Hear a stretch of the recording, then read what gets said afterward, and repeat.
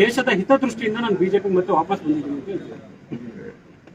ಅವ್ರಿಗೆ ಸೀಟು ತಪ್ಪಿಸುವಾಗ ದೇಶದ ಹಿತ ಗೊತ್ತಿರಲಿಲ್ವಾ? ಸೀಟು ತಪ್ಪಿಸುವಾಗ ಕಾಂಗ್ರೆಸ್ ಪಾರ್ಟಿ 5 ವರ್ಷದ MLC-ನ ಗೌರವದಿಂದ ಅವ್ರಿಗೆ ನಾಮಿನೇಷನ್ ಮಾಡಿದಾಗ ಕಾಂಗ್ರೆಸ್ ಹಿತ ದೇಶದ ಹಿತ ಗೊತ್ತಿರಲಿಲ್ವಾ? ಅವ್ರು ಏನ್ ರಿಯಾಕ್ಟ್ ಮಾಡ್ತಾರೆ ನೋಡ್ಬಿಟ್ಟ.